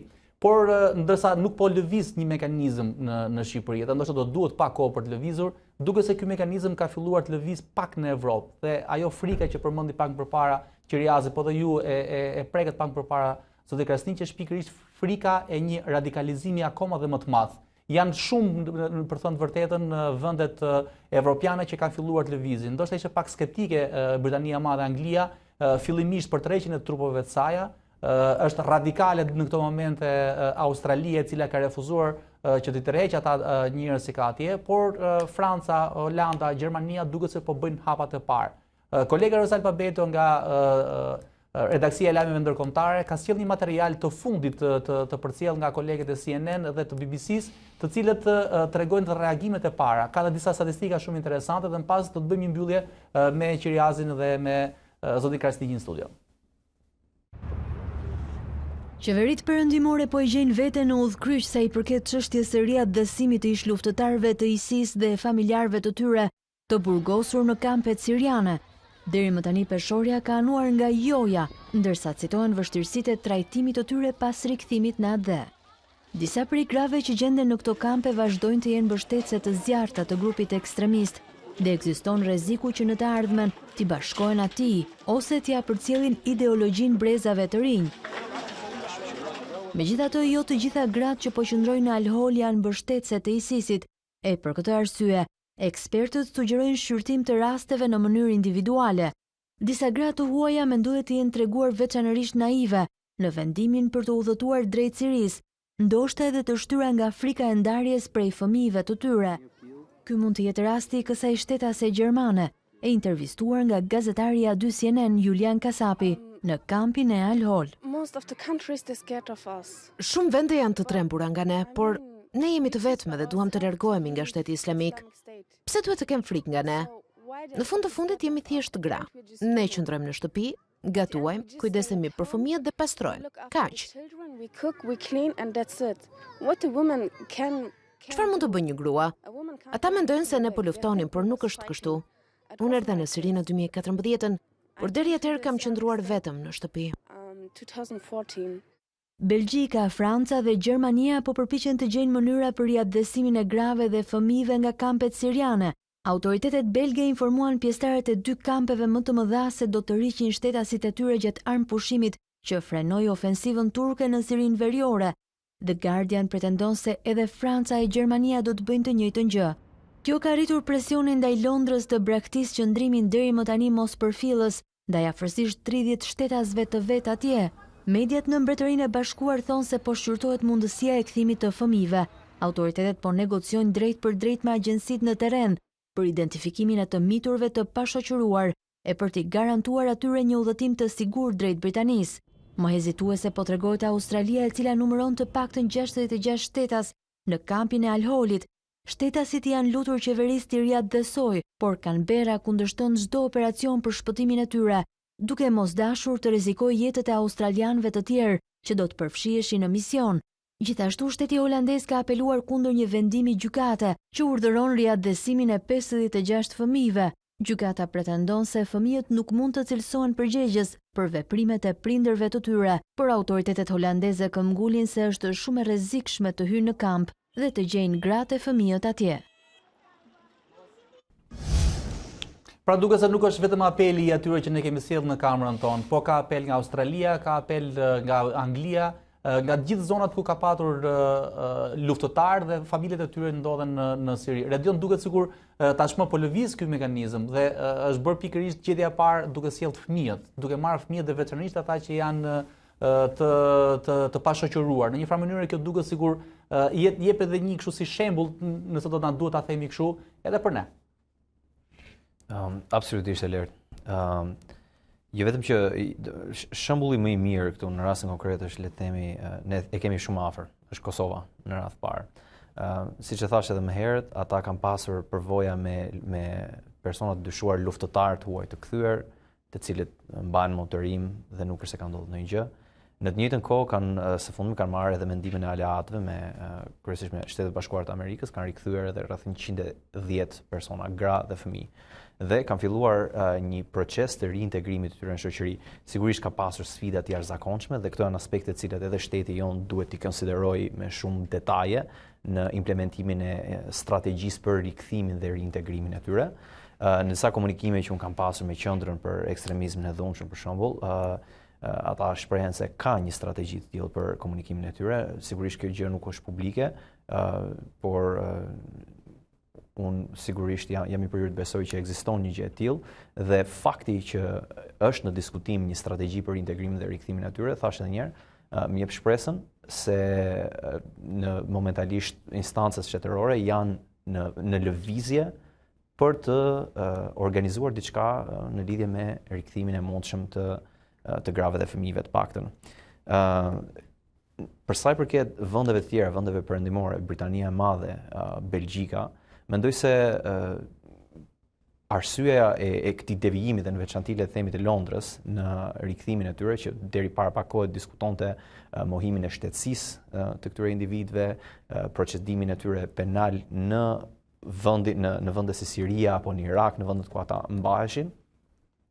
Dhe arsyeja pse kanë kthyer këtë është edhe sepse dëshirojnë që si qeveri t'i japin, si thua, një dozë besimi qytetarëve tek qeveria, te vetë qeverisja, që ata janë në gjendje të reagojnë për problematikat që qytetarët e tyre shfaqen, si dhe për nevojat që qytetarët e tyre kanë në raste konfliktesh. Në veçantë, thash, kur bëhet fjalë për fëmijët dhe gratë të cilat mund të jenë të përfshira si viktima në këtë konflikt. Mendoj se të njëjtën gjë duhet ta ndjek edhe shteti jon. E kam thënë dhe e rithem përsëri, mendoj se kjo do të ishte pozitive, jo vetëm sepse do të zgjidhte problemin afat shkurtër të largimit të këtyre personave nga zona e konfliktit dhe fillimin e një procesi reintegrimi, por mbi të gjitha do t'i shërbente vendit ton të jepte një shembull pozitiv, ta largonte debatin e luftëtarëve të huaj nga vendi jon, të kthej faqen për sa i përket këtij fenomeni dhe të fokusohet në gjetjen e zgjidhjeve më proaktive për të ardhmen. Afrim duket sikur është një asist kjo që ndodh. Pra, jo përmendëm pak më para, dhe duke marrë shembull edhe nga partnerët, përfshin ndoshta edhe Kosovën. Kjo mund të jetë një manovër e mirë e cila do të jetë edhe një bonus për shtetin tonë në këtë moment. Ndoshta edhe për qeverinë duke e parë të parasysh që mund të largoj pak edhe vëmendje nga ajo vorbulla e ngarkuar shumë politike. Në fakt unë jam pak më pesimist në lidhje me strategjinë dhe me mënyrën e reagimit, kur shtetet e mëdha dhe me kapacitete shumë mëdha mendohen mirë dhe shkojnë deri te propozimi ekstrem. 30 veta ka Anglia. Po, kur shkojnë deri tek propozimi heqje shtetësisë, dhe ne kemi pasur në Shqipëri këtë lloj debati dhe në Kosovë ka qenë këtë debat. Imagjinojnë pastaj sa vështirë është, sepse nuk është çështje që dikush ju garant që do vinë individët dhe në mënyrë automatike individët do sistemohen, nuk janë radikalizuar etj. Fati që kanë shkuar do thotë ka pas një problem. Kurse fëmijët përbëjnë përjashtim, sepse janë viktima në çdo rast, por kur i shikon edhe pamjet, individ bjond me syt blu nuk mund të jenë ISIS, kështu që ekzistojnë disa tregues të cilët ne na bëjnë, po themi, më të vëmendshëm ndaj kësaj. Por unë në rastin e Kosovës unë jam dakord që ka pasur një strategji që ka funksionuar, por duhet jemi realistë që në Kosovë dhe sidomos në Maqedoni ka pasur edhe fenomene shumë negative dhe vazhdon të ketë. Dytet e fundit pati edhe 2 video që u shpërndan në rrjetet sociale. Është saktë. Duke menduar që janë prodhuar në rastin e Kosovës dhe janë struktura e ISIS-it ose propagandë për ISIS-in, siç ka pasur përpjekje të shteteve të cilat janë kundër shqiptarëve për të investuar të grupe radikale për të krijuar imazhin që radikalet janë shqiptarët dhe ata nuk kanë lidhje me prendimin dhe për marrin, po themi, të marrin një kosto që pastaj kalon për masat e shtetit dhe kalon kosto për vendin. Dhe ka funksionuar në rastet caktuara. Nuk do të thotë direkt që lidhen gjërat me besimin ose lidhen me simbolet e besimit, lidhen me një kategori e cila ka përsyer çdo lloj forme besimi. S'ka lidhje as me fen, as me gjërat, s'ka lidhje me identitetin ton, s'ka lidhje me qëllimin ton. Është viktim apo zgjedhja është çështje e struktura e përkatëse. Shteti duhet bëj përgjegjësinë e vet, por unë jam pak skeptik nëse procesi do jetë apat shkurt dhe procesi do jetë kaq i thjeshtë. Procesi është jashtëzakonisht kompleks. Procesi do kërkoj investim të alatëve perëndimor në Shqipëri. Ndoshta ka pasur propozime, në marr rastin ka pasur nga Austria dhe vende të tjera, për një periudhë caktuar që të krijohet një zonë, një strukturë diku në një nga vendet e rajonit, edhe të merren individët nga atje, dërgohen këtu dhe në një kamp më të kombinuar ku të ketë elemente të rehabilitimit për testuar. Por kur shoqëritë perëndimore që kanë kapacitet e përsëris, ka një reakcion kaqashpër, mos mendoni që Shqipëria është fush me lule dhe është krah hapur. Ndonjëherë ka dhe shqetësim publik. Është diçka që nuk i përket kulturës tonë, diçka që nuk i përket asgjë nga ato çfarë përfaqësojmë dhe çfarë duam, dhe a jemi ne të gatshëm të kemi struktura të tilla sociale që ti pranojmë dhe ti bëlemi komunitetit luaj një rol. Ne po provojmë me grupe të marginalizuar, ne kemi pasur incidente në mënyrë vazhdueshme. Ne po provojmë me fëmijët që kanë problem shëndetësor që gati kthehen në viktima në shkolla dhe në mjedisin ku ata jetojnë. Ne provojmë jetën publike, individi denigrohet për një cilësi në paraqitjen e tij, në sjelljen e tij, në fjalët e tij, në emrin e tij, që s'ka lidhje, domthon, ka një kulturë denigrimi dhe imagjinoni pastaj që të kalojmë nga një shoqëri kaq denigruese dhe kaq etiketuese ndaj individit te shoqëri që janë kaq e hapur, sa ti përballojë edhe sfida të tilla të cilat përsëris të i kalojnë kapacitetet e Shqipërisë. Por ne duhet bëjmë detyrën tonë shtetërore, duhet t'i japim përgjigje individëve që kanë pasaportë shqiptare, kanë shtetësi shqiptare dhe kanë dëshirë për të rikthyer në Shqipëri dhe apeleve tyre publike, dhe pastaj shteti marrë përgjegjësitë e veta, dhe shteti përcaktojë nëse individi do duhet mbahet mbi shqyrje, nëse individi do duhet mbahet në kushte të sigurisë, apo nëse individi është i gatshëm për të përfshirë programe të ndryshme rehabilitimi. Falenderoj Afrim Krasniqi nga Instituti i Studimeve Politike dhe Analist në CNN, gjithashtu falenderoj edhe drejtorin e sigurisë pikërisht në Institutin për Demokraci dhe Ndërmjetësim Redion Qiriazi. Unë tashmë do të kërkoj edhe një herë nga kolegët e transmetimit që të sjellin të plota edhe një herë të gjithë intervistat që kemi patur gjatë ditës së sotme me familjarët e ndryshëm të personave të cilët ne i kemi sjell nga kampi i Al-Holit. Janë intervista shumë prekse, janë intervista që tregojnë një realitet tjetër nga ai që pam gjatë ditës djeshme, nëse ata kërkonin thirrjen e tyre për të kthyer në atë dhe këta kërkojnë ndihmë nga shteti për të ndihmuar ata të sjellë në Shqipëri. Janë intervistat përgatitura në Gostivar nga kolegja Ornela Joti, në Mëzez nga kolegu Armand Bajrami, por gjithashtu dhe intervista nga Maringlen Mulla, reporteri i A2 CNN. Intervista shumë interesante, do të kërkoja që bashkë me to në të rikthemi edhe një herë reportazhin që ka bërë kolegu Julian Kasapi dhe kameramani Endrit Myftari, të cilët do të jenë gjatë ditës së djeshme, gjatë ditës së nesërme në Tiranë. Ju falenderoj gjithë për vëmendjen, vazhdojmë të ndjekim kronika në vim.